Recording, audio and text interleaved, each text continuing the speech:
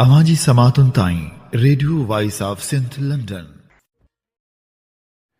19 जून 2026 जुमे जे ॾींहुं प्रोग्राम मंज़रनामो साण करे आऊं अवांजी ख़िदमत में हाज़ुर अवांजो पंहिंजो मेज़बान हबीब लगारी। प्रोग्राम जी शुरूआत में अवल इहा ई दुआ त शाल जितो जो सुख सलामती सां हुजो, कॾहिं बि ॾुखियो ॾींहुं न ॾिसो ऐं कॾहिं बि अवांजो मुर्कूं मेरियूं न थियनि। दुनिया जी कुंड कुड़छ में जिते बि रहो सिंध लाइ, सिंध वासियुनि लाइ ऐं दुनिया जे मज़लूम माण्हुनि लाइ जा खोड़ींदा रहो।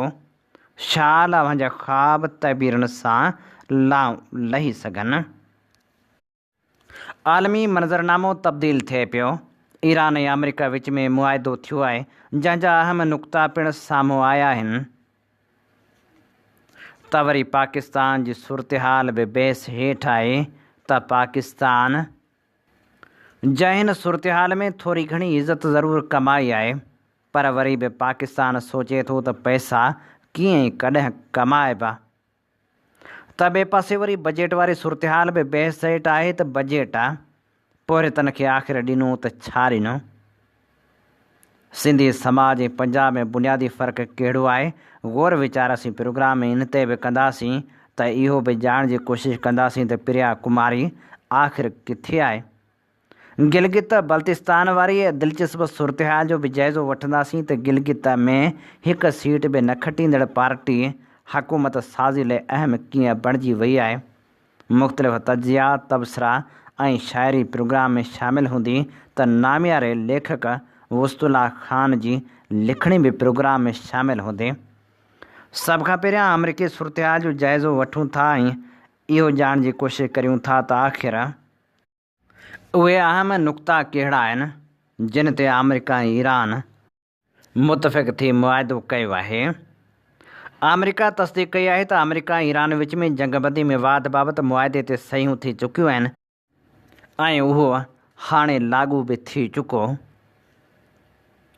14 नुक़्तनि ते ॿधल हिन मुआहिदे जंहिंखे मुफ़ाहिमती यादाश्त चयो पियो वञे, उन मूजिबि ईरान कॾहिं बि जोहरी हथियार हासिलु न कंदो। उन सां गॾु ईरान जी तामीर नओं इक़्तिसादी तरक़ी लाइ $300 अरब जे फंड जो वाइदो बि कयो वियो आहे, जेतोणीकि अमेरिका लाइ उन में माली हिसो विझणु लाज़मी न हूंदो। जिन अहम नुक़्तनि ते इतफ़ाक़ कयो वियो आहे उन में नंबर 1 तकरार जो ख़ात्मो। अमेरिका, ईरान ऐं संदनि इतिहादी सभिनी मुहाज़नि ते फ़ौजी कार्रवाइनि जो फ़ौरी ऐं मुस्तक़िल ख़ात्मो कंदा। लिबनान खे बि हिन जंगबंदी में शामिलु कयो वियो आहे। नंबर 2 ख़ुदि मुख़्तियारी जो एहतराम। ॿई मुल्क हिक ॿिए जी ख़ुदि मुख़्तियारी ऐं इलाइक़ाई सालिमे जो एहतराम कंदा ऐं अंदरूनी मामलनि में मुदाख़लत खां पासो कंदा। नंबर 3 60 ॾींहंनि जो फ्रेमवर्क।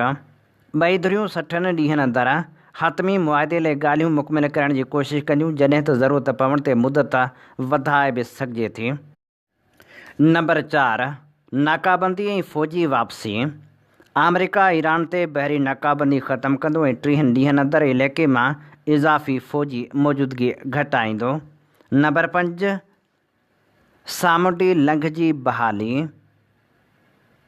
ईरान वाइदो कयो आहे त आबनाए हुरमुज़ मां वापारी जहाज़नि जे महफ़ूज़ ऐं बिना फ़ीस आमदरफ़्त यकीनी बणाई वेंदी। नंबर 6 ईरान जी तामीर नओं। ईरान जी इक़्तिसादी बहाली लाइ घटि में घटि $300 अरब जे तरक़ियाती मनसूबे ते कमु कयो वेंदो। नंबर 7 पाबंदियुनि जो ख़ात्मो। अमेरिका ईरान ख़िलाफ़ु इक़्तिसादी पाबंदियूं ख़तमु करण ते राज़ी थियो आहे, पर उन जो शेड्यूल बाद में तइ कयो वेंदो। नंबर 8 जोहरी हथियारनि खां इनकार। ईरान जोहरी हथियार न ठाहिण ऐं न हासिलु करण जो वाइदो कयो आहे, जॾहिं त यूरेनियम बाबति मामिलो बाद में तइ कयो वेंदो। नंबर 9 ऐं 10 मौजूदा सूरतहाल बरक़रार। हातमी फ़ैसिले ताईं ईरान जे जोहरी प्रोग्राम बाबति मौजूदा सूरतहाल बरक़रार रहंदी ऐं नयूं पाबंदियूं न लॻायूं वेंदियूं। नंबर 11 मंजमंद फंड। अमेरिका ईरान जा मंजमंद असासा ऐं फंड मरहलेवार आज़ादु करण ते राज़ी थियो आहे। नंबर 12 खां 14 ताईं निगरानी ऐं हतमी मुआहिदो। मुआहिदे ते अमल दरामद जी निगरानी लाइ हिकु गॾियल निज़ाम क़ाइमु कयो वेंदो ऐं आख़िरकार हतमी मुआहिदे जो फ़ैसिलो कयो वेंदो, जंहिंजी तौसीक़ गॾियल क़ौमनि जी सलामती काउंसिल जी क़रारदाद वसीले कई वेंदी।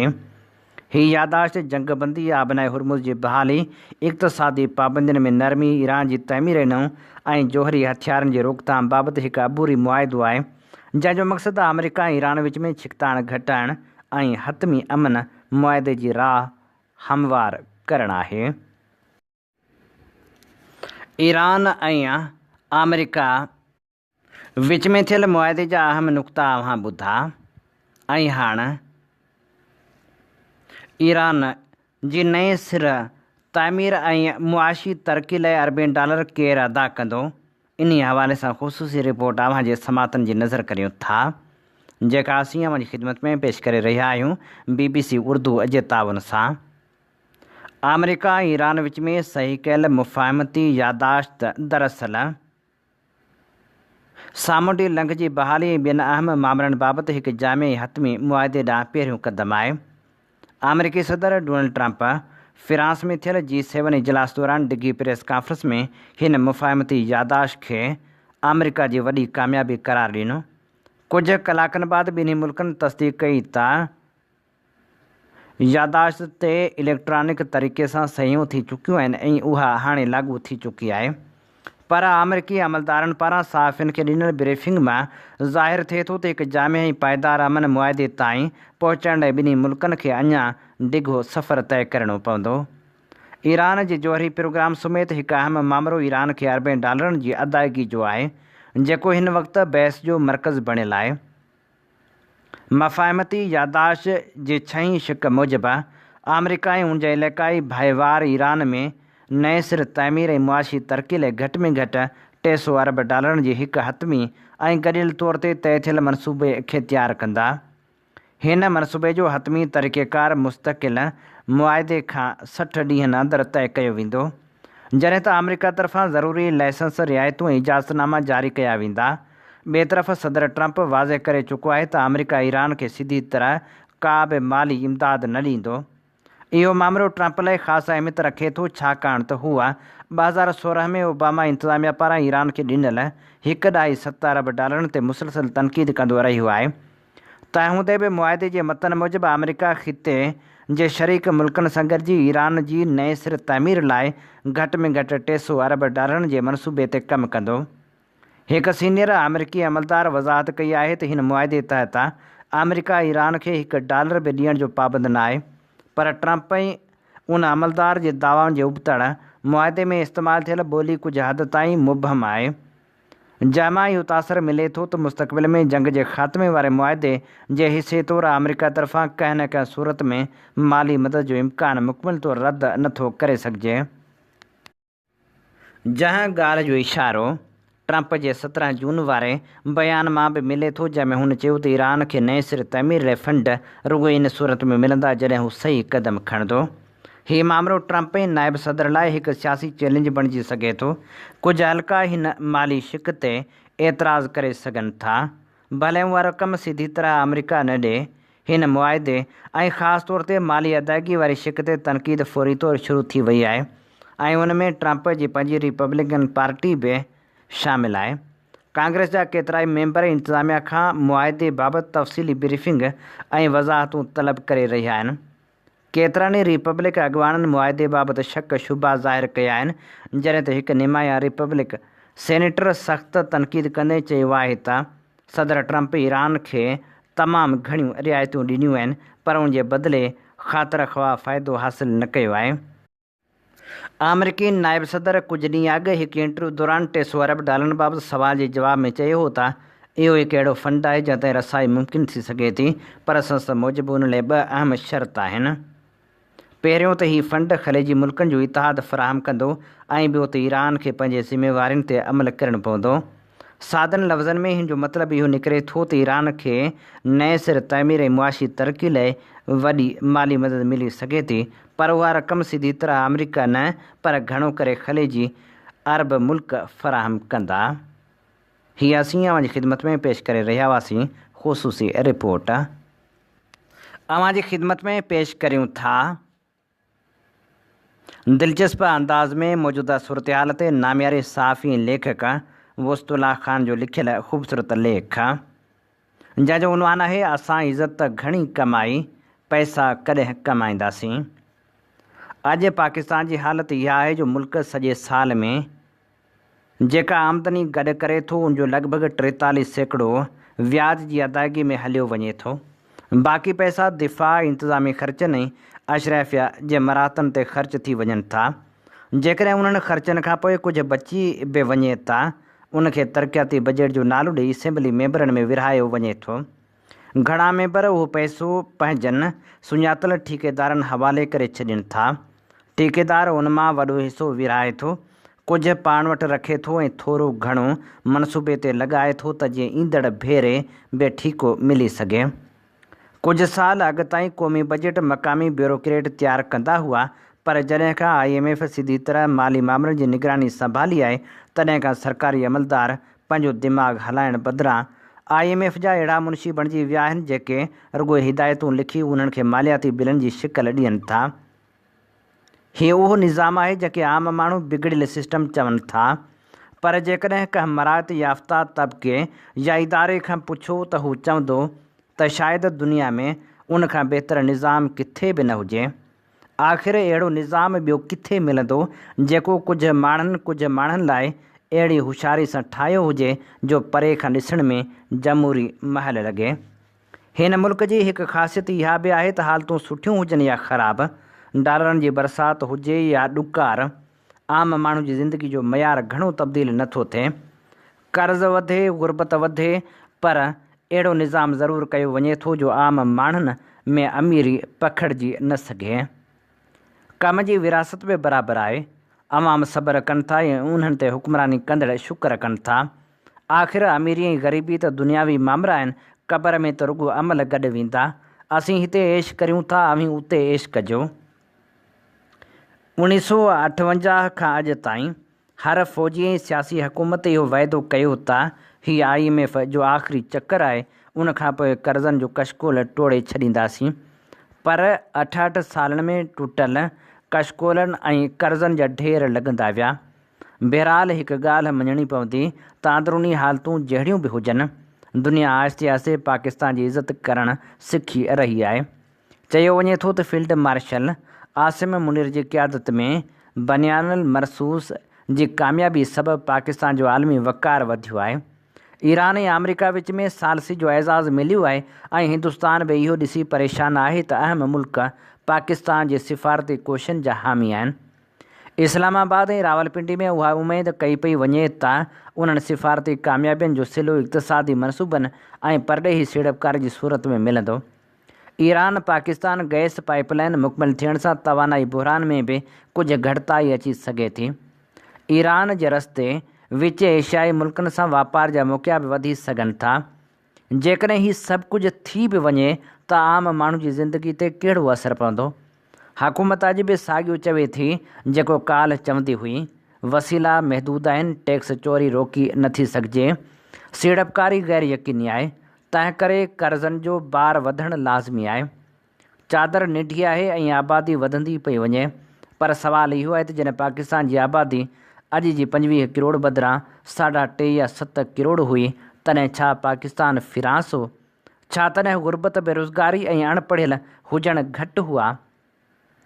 ज़मीन साॻी हुई, जाग्राफ़ियाई हैसियत साॻी हुई, कुदरती ऐं मैदनी वसीला बि साॻिया हुआ, बल्कि फ़ी माण्हू वसीला अॼु खां वधीक हुआ। पोइ बि IMF जा चकर छो लॻंदा हुआ? ख़ुशहाली रुॻो ख़्वाब छो हुई? 1950 खां 1953 जी कोरिया जंग दौरान पाकिस्तान खे वापारी आर्डर मिलिया। सरद जंग दौरान मग़रिब जो साथी हुअण करे तरक़ियाती इमदाद, कर्ज़ ऐं बरामदी सहूलतूं मिलियूं। 1979 खां 1999 जी अफ़गान जंग दौरान डॉलरनि ऐं रियालनि जी बरसाति थी। 9/11 खां पोइ अमेरिका जी दहशतगर्दी ख़िलाफ़ जंग में शामिलु थियण जो इनाम बि वॾी इमदाद जी सूरत में मिलियो। पर ही सभु पैसा आख़िर किथे विया? घटि में घटि तालीम, सिहत ऐं मईशत में त उन्हनि जो को वाज़िह असरु नज़र नथो अचे। 2014 ऐं 2015 में CPEC खे हिकु ॿियो गेम चेंजर करार ॾिनो वियो। चयो वियो त उनजो काथो $70 अरब खां बि मथे आहे। पर 11 सालनि खां पोइ मुल्क में केतिरी तब्दीली आहे। मईशत जी वाह जी शरह सरासरी तौरु 3 खां 3.5% ॿुधाई वञे थी। जॾहिं त गुरबत 7 खां 8 सैकड़ो वधीक वधी वई। ख़वानदगी अञा बि बदइंतज़ामी जे रसे सां लटकियल आहे ऐं सिहत जो बजट हमेशह वांगुरु अॼु बि बीमार आहे। असां ही तीर हणी छॾियो, असां इहो कारनामो करे छॾियो। जहिड़ियूं ख़ुशख़बरियूं ॿुधी दिलि त ख़ुशि थी सघे थी, पर पेट नथो भरिजे। इख़्तियार एतिरा हिकु हंधि गॾु थी विया आहिनि जो हाणे सम्झ में नथो अचे त हिन ताक़त जे ज़ख़ीरे जो मक़सदु छा आहे। गोया असां बाइख़्तियार बेइख़्तियारी जे दौर मां गुज़री रहिया आहियूं। मां त उन माण्हू खे ॻोल्हे रहियो आहियां जंहिं मूं सुमेत केतिरनि ई नसलनि खे इहो चई ख़राबु करे छॾियो त वक़्तु हमेशह हिकु जहिड़ो नथो रहे। हीअ असीं अवां जी ख़िदमत में पेश करे रहिया हुआसीं नाम्यारे लेखक मुस्तला ख़ान जो लिखियल ख़ूबसूरत लेख। आइन मीम कुंदर लिखे थो, सोचां घणे ॻोठी केसीं, लॼ लुटींदा नोठी केसीं, घाणे वहंदा घोठी केसीं, कहरी कहरी कोठी केसीं, ॿारनि ते मन भड़के केसीं, बाह बदन में भड़के केसीं, थूहर थर जो थड़के केसीं, लुड़क गलनि ते लड़के केसीं, सुधत तोखे सारी मुंहिंजी प्यारी। लुचही लड़ंदा रहंदा केसीं, वेरी विढ़ंदा रहंदा केसीं, सपना सड़ंदा रहंदा केसीं, ॻोढ़ा ॻड़ंदा रहंदा केसीं, ॻणतियुनि जा ही गारा केसीं, मिसकिननि ते मारा केसीं, नैण निमाणनि नारा केसीं,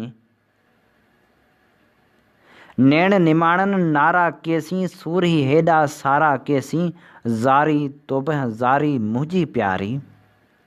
रहज़न जूं ही रांदियूं केसीं, सूरनि सालूं सांदियूं केसीं, मारन दिलड़ियूं मांदियूं केसीं, घायूं ही हे कांदियूं केसीं, काहन ते ही काहूं केसीं, आहन ते ही आहूं केसीं, दर्द मदन जूं दाहूं केसीं, बंद बि रहंदियूं राहूं केसीं, निकिरी कर निर्वारी मुंहिंजी प्यारी। सोरमियूं ही साणियूं केसीं, ॿरंदियूं पियूं ॿाॿाणियूं केसीं, खंभिबियूं पियूं खंभाणियूं केसीं, रोंदियूं पियूं रतराणियूं केसीं, दूरी ढुक भरींदे केसीं, ख़्वाबनि में तूं ईंदे केसीं, दम दिलासा ॾींदे केसीं, ॻाल्हियूं नेठि ॻणींदे केसीं, कुंदर कर पोइ वारी मुंहिंजी प्यारी, कुंदर कर पोइ वारी मुंहिंजी प्यारी। अवां जी समातुनि ताईं radio voice of Sindh London. हीअं ॿुधी रहिया आहियो radio voice of Sindh London. अवां जी ख़िदमत में प्रोग्राम पेश कयो पियो वञे मंज़रनामो। मंज़रनामे साण आऊं अवां जी ख़िदमत में हाज़ुर अवां जो पंहिंजो मेज़बान हबीब लगारी। जीअं तव्हीं ॼाणो था त असीं radio voice of Sindh London तां अवां जी ख़िदमत में उहे प्रोग्राम पेश कंदा आहियूं जिन में सचाई जा सॾ हूंदा आहिनि, जिन में तारीख़ जा अमुल वर्क हूंदा आहिनि। असीं चाहियूं था त हीउ सफ़र सफलता माणे, जंहिं लाइ असांखे अवां जे साथ ऐं सहकार जी ज़रूरत आहे। अचो हिन सफ़र में असां सां हमक़दम बणिजो। असांजे प्रोग्रामनि खे न सिर्फ़ु लाइक करियो पर पंहिंजनि दोस्तनि ताईं ज़रूरु पहुचायो। सिंधी समाज ऐं पंजाब में बुनियादी फ़र्क़ु वारे मामले ते नसीमा ज़ाहिद जो लिखियलु लेख अवां जे समातनि जी नज़र करियूं था। मूंखे हमेशह हिन ॻाल्हि ते हैरत थींदी रही आहे त पंजाब में स्कूलनि कॉलेजनि यूनिवर्सिटियुनि जो तालीमी निज़ाम निस्बतन बहितर सम्झो वेंदो आहे, पर उन जे बावजूदि जॾहिं कुझु समाजी मज़हबी या सियासी मामलनि ते अवामी रद्दअमल साम्हूं अचे थो त उहो एतिरे वॾे पैमाने ते मनफ़ी हूंदो आहे जो माण्हू सोचण ते मजबूर थी वञे थो। मुंहिंजो ज़ाती मुशाहिदो इहो आहे त सिंध ऐं बलूचिस्तान में रहंदड़ केतिरा ई माण्हू शागिर्द उस्ताद ऐं आम शहरी मुताले समाजी शऊर ऐं फ़िक्री वुसत जे लिहाज़ खां काफ़ी मज़बूत नज़र अचनि था। उन्हनि सां ॻाल्हाईंदे संदनि किताबनि सां दिलचस्पी, मौजूदा हालतुनि बाबति आगाही, ज़िंदगी खे ॾिसण जो अंदाज़, मज़हबी सोच, समाजी शऊर, सियासी सम्झ ऐं मुआशरती मसइलनि बाबति राय घणो करे मुतासिर कंदड़ महसूसु थिए थी। मूंखे सिंधी समाज जी हिकु ख़ासि ख़ूबी इहा लॻे थी त हिते मुताले ऐं इल्मी गुफ़्तगू जी रिवायत निस्बतन मज़बूत आहे। इन सबबि केतिरनि ई माण्हुनि में तनक़ीदी सोच, बर्दाश्त ऐं मुख़्तलिफ़ मौज़ूअनि ते ॻाल्हाइण जी सलाहियत निमाया नज़र अचे थी। एतिरे क़दुरु जो तालीम ऐं फ़िक्री पुख़्तगी अव्हां खे केतिरनि सियासतदाननि में बि नज़र ईंदी। जेकॾहिं को हिन ॻाल्हि सां इख़्तिलाफ़ रखे थो त मुख़्तलिफ़ इलाइक़नि जे माण्हुनि जे मुताले, सोच जे अंदाज़, समाजी रवैयनि ऐं मौजूदा हालतुनि बाबति आगाही जो तक़ाबली जाइज़ो वठी पंहिंजी राय क़ाइमु करे सघे थो। हीअ मुंहिंजी ज़ाती राय ऐं मुशाहिदे ते ॿधल ॻाल्हि आहे, जंहिंसां हर शख़्स मुतफ़िक़ हुजे इहो बि ज़रूरी न आहे। गिलगित बल्तिस्तान में अजीब सूरतहाल इन करे बि थी वई आहे जो हिकु अहिड़ी पार्टी जंहिं हिकु सीट बि नाहे खटी, पर उन बावजूदु हुकूमत साज़ी में अहम धुर बणिजी वई आहे। इन्ही हवाले सां उमैर सलीमी जी ख़ुसूसी रिपोर्ट पेश करियूं था, जेका असीं BBC उर्दू जे ताउन सां पेश करे रहिया आहियूं। गिलगित सां तालुक़ु रखंदड़ सहाफ़ी जावेद इक़बाल मूजिबि ताज़ियुनि आम चूंडनि खां पोइ 4 कामयाब आज़ाद उम्मीदवारनि जो कंहिं वॾी सियासी जमायत बदिरां इस्तेहकाम पाकिस्तान पार्टी में शामिल थियणु हिकु हैरान कंदड़ ॻाल्हि हुई। हुननि चयो त कंहिंखे बि इहा उमेद न हुई, छाकाणि त इस्तेहकाम पाकिस्तान पार्टी 24 मां 13 तखनि ते उमेदवार बीहारिया हुआ, पर पार्टी जो हिकु उमेदवार बि कामयाब न थियो हो।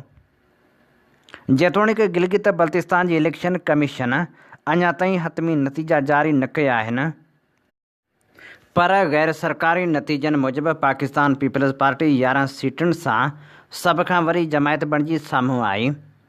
33 रुकनी असेंबली में हुकूमत ठाहिण लाइ 17 सीटुनि जी सादी अक्सरियत घुर्बल आहे।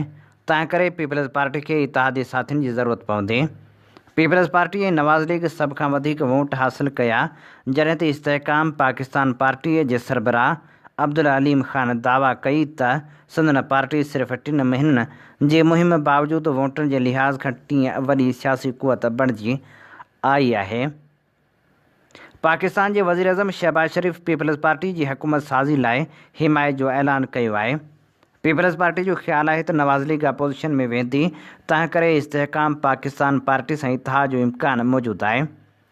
इस्तेहकाम पाकिस्तान पार्टी जे अॻुवाण ऊन चौधरी चयो त जेकॾहिं पीपल्स पार्टी असां सां राब्तो करे थी ऐं कोई मुआइदो तइ थिए थो त असां गॾिजी कमु करण लाइ तयारु आहियूं। पीपल्स पार्टी जे अॻुवाण क़मरुज़्ज़मा कायरा चयो त संदन जमायत 11 सीटुनि सां वॾी पार्टी बणिजी चुकी आहे ऐं आसानी सां हुकूमत ठाहिण जी पोज़ीशन में आहे। संदसि चवणु हो त 11 सीटूं असां वटि आहिनि, 1 या 2 आज़ाद उम्मीदवार बि असां सां शामिलु थी सघनि था। अहिड़ी तरह 12 सीटूं थी वेंदियूं, पोइ मख़सूस सीटुनि मां 5 वधीक मिली सघनि थियूं, जंहिंसां असां 17 ताईं पहुची वेंदासीं। जेकॾहिं ज़रूरत पई त इतिहाद बाबति बि सोचियो वञे थो, पर संदन पहिरीं तरजीह पंहिंजी हुकूमत ठाहिणु आहे।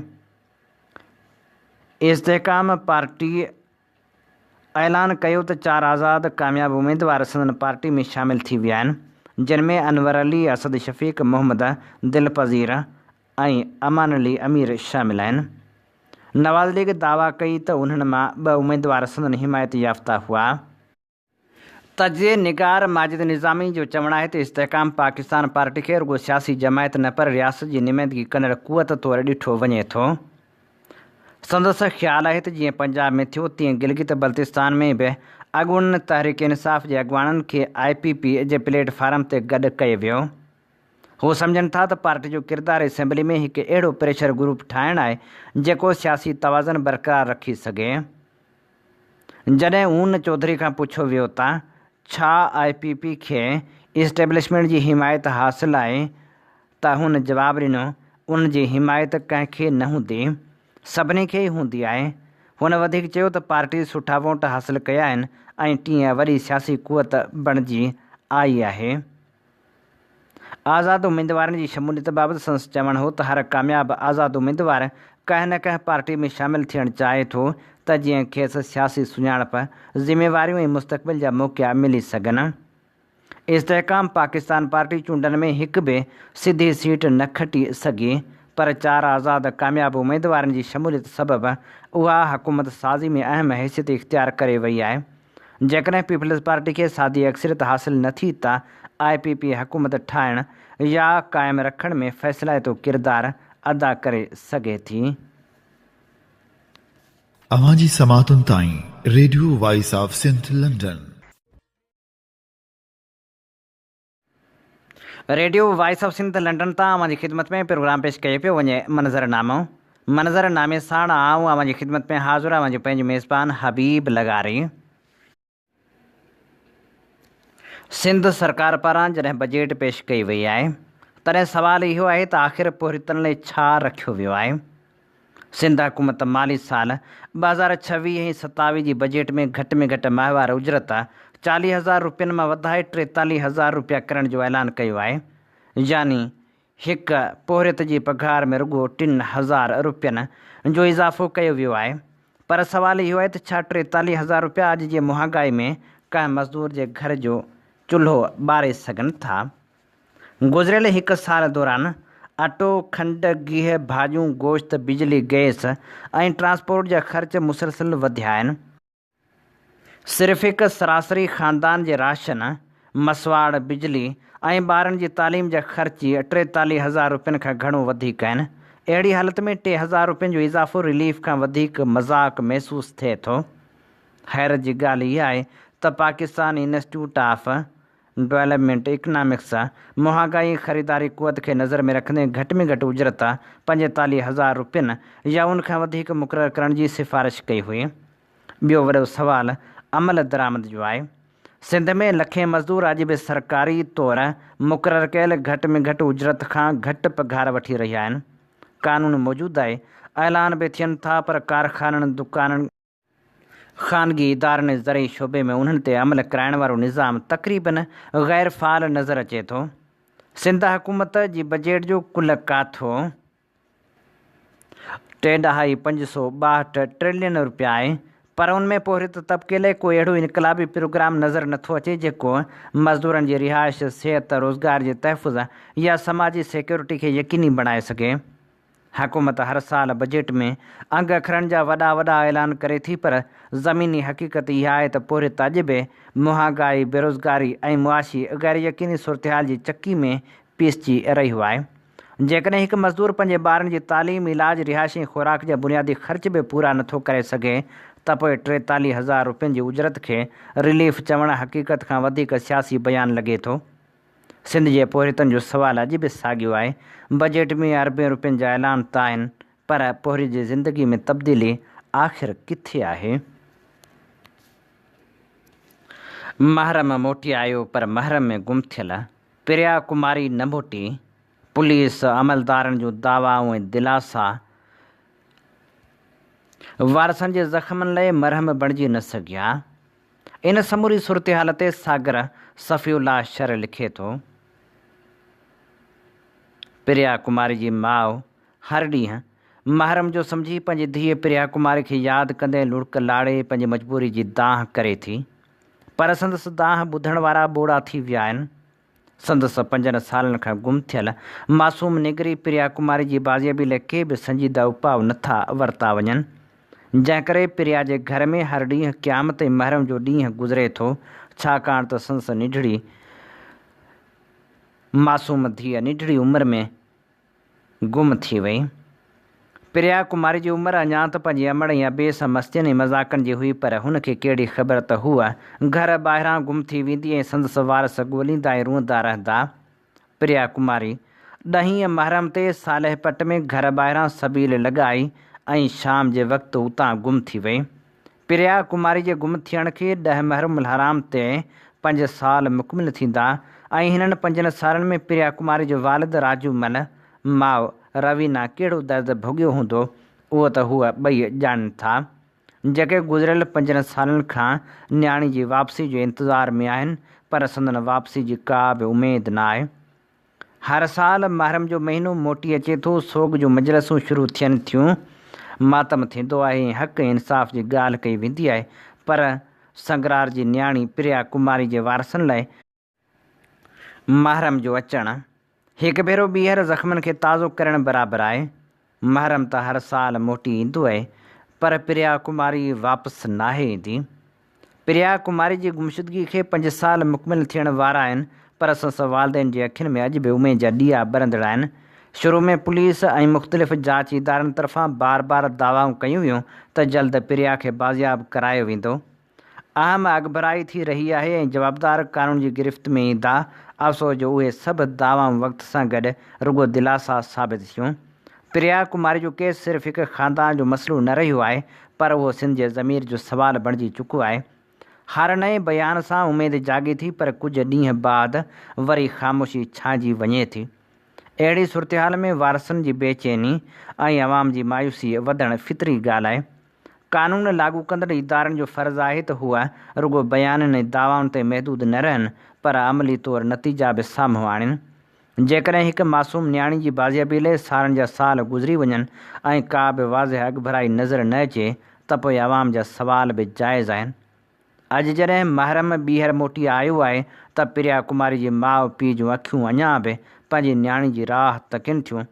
उन्हनि लाइ हर ॾींहुं आशूरनि जी दर्दनाक आहे। वक़्तु गुज़रंदो पियो वञे, पर सवाल अञा बि साॻियो आहे, आख़िर प्रिया कुमारी किथे आहे? ज़रूरत इन ॻाल्हि जी आहे त हिन केस खे ॿीहर संजीदगी सां खयो वञे, जदीद जांच वसीला इस्तेमालु कया वञनि ऐं वारसनि खे रुॻो दिलासनि बदिरां इंसाफ़ फ़राहम कयो वञे, छो त हिकु मुहज़िब समाज जी सुञाणप इहा आहे त हूअ पंहिंजे मासूम शहरनि जे तहफ़ुज़ ऐं इंसाफ़ खे यकीनी बणाए। महरम मोटी आयो आहे, पर प्रिया कुमारी जी वापसी जो इंतज़ारु अञा ख़तमु न थियो आहे। नाम्यारे शाइर डॉक्टर आकाश अंसारी लिखियो, असां हक़ जो ऐलान हलाए छॾियो आहे, असां मौत खे पिणु ॿुधाए छॾियो आहे, असां ज़ख़्म दिलि जो लिकाए छॾियो आहे, असां हिकिड़ो नारो लॻाए छॾियो आहे त साॻियुनि ते हाणे सितम कीन सहबो, त झांगियुनि ते हाणे ज़ुल्म कीन सहबो। असां पंहिंजो दुश्मन सुञाणे छॾियो आहे, असां उन जे चालनि खे ॼाणे छॾियो आहे, जिनी अॼु करे मुल्क म्याणी छॾियो आहे। अंदरि देस पंहिंजे न धारियो थी रहिबो, साॻियुनि ते हाणे ज़ुल्म कीन सहबो, साॻियुनि ते हाणे सितम कीन सहबो। असां पंहिंजी जिंदड़ी जलाए छॾी आहे, असां जान सूरी साए छॾी आहे, असां सिंध ॿचड़ा कुहाए छॾी आहे, उन्ही लाइ जीबो उन्ही लाइ मरबो, त साॻियुनि ते हाणे सितम कीन सहबो, त झांगियुनि ते हाणे सितम कीन सहबो। नाम्यारे शाइर माठीणे ओठे लिखियो, रहन हीण हारिए मज़दूर केसी, भला सिंध जीजल सहे सूर केसी, ॿुधायो असांखे वतन जा मुजाविर, उहो नेठि नाहक जो नासूर केसी। बुखे पेट बीमार फुटपाथ ते, अला छो न जाते छो वीराना, उहा पंहिंजी तहज़ीब तारीख़ आहे, उहो बि पंहिंजो भाउ इंसान आहे। थरनि बरनि में सदियुनि खां सदा, लुटाए लॻातार मारू अला, ॾिहाड़े ॾिसूं पिया ॾुखनि में अञा, बुखे पेट बीमार मारे अला। नाम्यारे शाइर सर्वेच सिजावली लिखियो, भॼां भॼां ॾूर अधियूं अमन कारण, जंहिंजी वञा जेॾहिं तेॾहिं रुॻा सूर, सड़ियल हिन समाज कया मूंसां कहर कलूर, देसिन जे दस्तूर मूंखे रत रुआरियो, जियो भिटाई शाह साईं वाली सिंध जा, तुंहिंजी सोणी सिंध में अॼु साॻियुनि सुका सा, खामे खाजे पजरे थो मारूड़नि जो माउ, वांॻियाणियुनि जी वाह वाॻुनि संदे वात में, अॼु बि पंहिंजा खेट खजनि खामनि साथियो, सारी सूंहं छॾे विया चोहच हुआ चेट, साणे में सर्वेच अॼु लोयारियूं थियूं अलेट, पुठीअ लॻा पेट पंहिंजनि पवारनि जा, अॼु बि पंहिंजा ॿार रुअन ॻोढ़ा रत जा, भटकनि तते बुठ में हू बुखिया ऐं बीमार, हेॾे सारे लोक में थिया लांझा ऐं लाचार, अंग उघाड़ा अणपढ़िया पहुचनि कहिड़े पार, वेठा ॾिसो यार अञा कंहिंजे आसरे। इन ते प्रोग्राम मंज़रनामे जो वक़्तु पुॼाणी ते पहुचे थो। पंहिंजे मेज़बान हबीब लगारी खे इन साॻी दुआ सां ॾींदे इजाज़त, वसे भिट तुंहिंजी भलारा सदा, सदा देस परदेस सारा वसन, कॾहिं सींध सिंध जी न मेरी थिए, कॾहिं मोड़ कंहिंजा न मुरझाए अचनि। अवां जी समातुनि ताईं radio voice of Sindh London.